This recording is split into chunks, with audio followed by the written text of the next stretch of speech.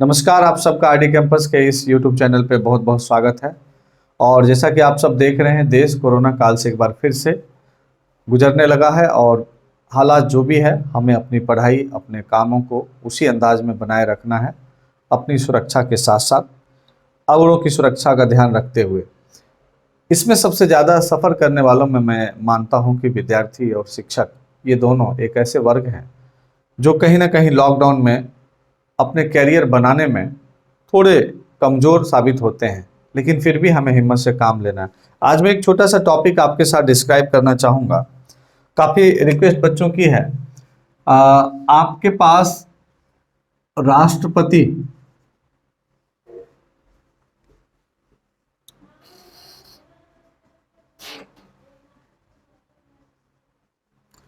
President,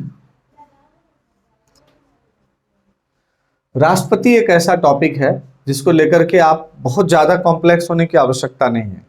कुल मिलाकर के राष्ट्रपति, जैसा कि आप सब बुक्स में देखते हैं कि यह कार्यपालिका का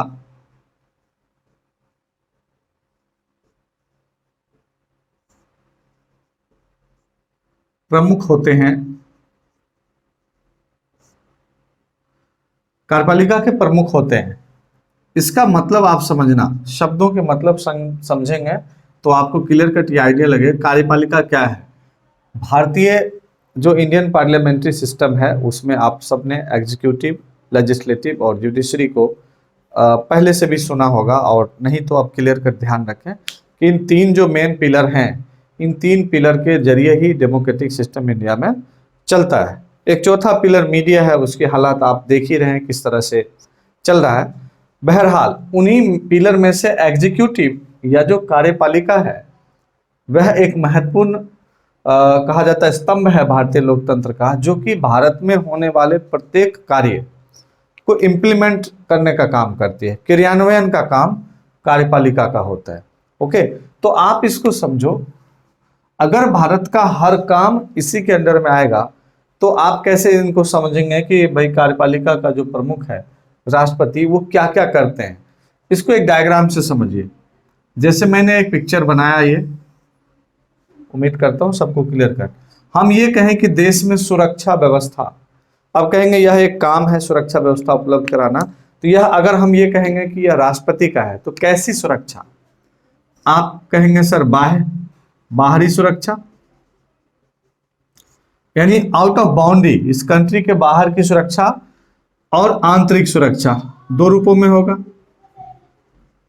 दोनों स्थिति को मजबूत बनाए रखने का काम, इंप्लीमेंट करने का काम कौन करेगा? कार्यपालिका के हेड राष्ट्रपति। बाह्य सुरक्षा किसके जरिए करेंगे? तो बाह्य सुरक्षा का मुख्य औजार है सेना, सेना के जरिए। और सेना के तीन कमांड हैं अपने देश में, आप सब जानते हैं, वायु, जल और स्थल। एयर फोर्स, नेवी और आर्मी के जरिए इन तीनों का कमांड किनके हाथ में होगा? तो बाहरी आप देख रहे हैं। आंतरिक मांगे तो आंतरिक सुरक्षा दो रूपों में चलता है, एक है केंद्र जहां पे राष्ट्रपति खुद बैठते हैं, दूसरा है अलग अलग राज्य इस देश के, जो केंद्र के साथ कहीं ना कहीं बंधे हुए हैं, और शक्तियों का दोनों में पृथक्करण है, बंटवारा है, लेकिन फिर भी केंद्र को कहा जाता है कि मजबूत स्थिति बनाए रखना होता है भारत में। इसलिए जो भारत की जो फेडरल सिस्टम है, संघीय व्यवस्था है, वह सेमी फेडरल या अर्ध संघीय व्यवस्था के रूप में जाना जाता है। अब देखिए, ये राज्य है, ये राज्य है, राज्य पॉलिटिकल भाषा में प्रोविंस भी बोलते हैं, जो क्षेत्र है ये भारत के, राज्य और राज्य। इन सभी राज्यों में सुरक्षा की जिम्मेदारी किसकी होगी, या व्यवस्था जो होगा, प्रशासनिक व्यवस्था। बाहरी प्रशासनिक व्यवस्था देख लिया एडमिनिस्ट्रेटिव पॉइंट ऑफ व्यू से। आंतरिक में आते हैं, केंद्र में जितने भी कार्य होते हैं विकास के या सुरक्षा से या देश के पुलिस प्रशासन से, उसमें मुख्य रूप से राष्ट्रपति यूपीएससी का सहारा लेते हैं, और यहां से जाने वाले सभी अधिकारी फाइनली राष्ट्रपति के यहाँ ही अपना शपथ ग्रहण लेते हैं, या यूँ कहें कि जो अपॉइंटमेंट होता है उनका प्रेसिडेंट हाउस ही उसका रिपोर्ट लेता है डायरेक्ट एग्जीक्यूटिव। दूसरा, हम राज्य में जाएंगे तो राज्य में आप पीसीएस बोलते हैं, हालांकि पब्लिक सर्विस कमीशन वहाँ पे स्टेट पीसीएस सभी राज्यों में होगा, सभी जगहों पे उसके जरिए होगा। अब देखिए केंद्र में तो प्रेसिडेंट डायरेक्ट देखते हैं, सेंट्रल ऑफिसर्स जितने हैं उसके जरिए देश को कंट्रोल में रखते हैं, सारी व्यवस्था करते हैं। राज्य में कैसे करेंगे, तो राज्य में भेजा एक राज्यपाल को, गवर्नर को। समझिएगा, लिंक बनाएंगे तो आपको लगेगा कि हाँ बड़ा लॉजिकली है, अदरवाइज तो लगेगा कि क्या कर रहा हूं मैं। राज्यपाल, राज्यपाल, गवर्नर जाएगा, राज्यपाल। अब राज्यपाल के अंदर में पीसीएस के सारे अधिकारी किसके ऑफिस में रिपोर्ट करते हैं, राज्यपाल को। और राज्यपाल किससे जुड़ा हुआ होता है सेंटर में, राष्ट्रपति से। तो इस प्रकार राज्यपाल के जरिए स्टेट के ऑफिसर्स भी तो कहीं ना कहीं राष्ट्रपति से कनेक्टेड हैं। तो आप ऐसे समझ सकते हो कि कुल मिलाकर के देश के अंदर में जितने अधिकारी गण हैं वह थ्रू द, अगर स्टेट के हैं तो थ्रू द गवर्नर प्रेसिडेंट से टच में है, और अगर सेंट्रल है तो डायरेक्ट केंद्र में कहीं ना कहीं उससे टच में है।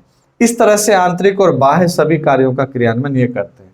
इसके अलावा प्रधानमंत्री और अदर मंत्री जितने भी हैं, कैबिनेट हो या मंत्री परिषद, काउंसिल ऑफ मिनिस्टर्स के अदर मिनिस्टर्स हो, एमपी हो गया, राज्यसभा या लोकसभा के हो, इन सब का कहीं ना कहीं कनेक्शन उनसे होता है।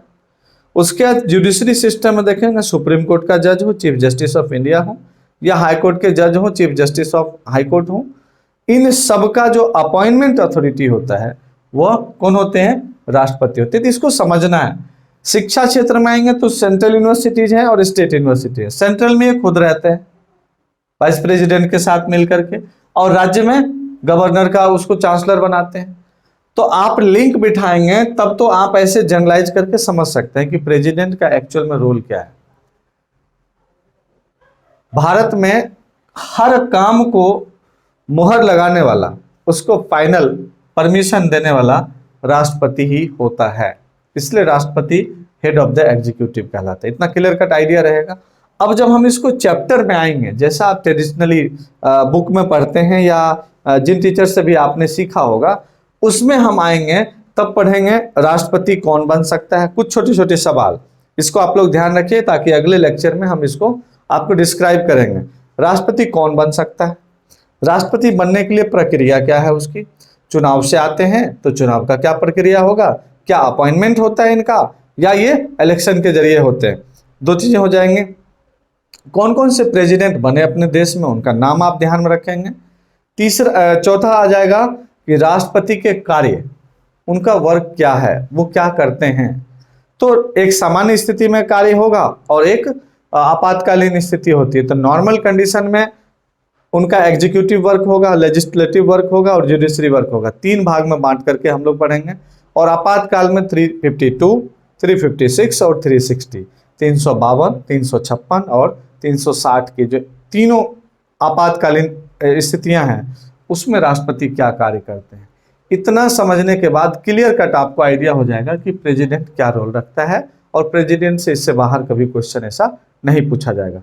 आज के लिए हम आपको एक इंट्रो देने आए थे पॉलिटिकल साइंस में कि कैसे आप किसी टॉपिक को नॉर्मलाइज करके, जनरलाइज करके पढ़ सकते हैं लिंक करके, और फिर उसके ट्रेडिशनल जो वे है आप उसमें जाके फैक्ट्स एंड फिगर को याद कर सकते हैं। बहुत बहुत धन्यवाद आप सब।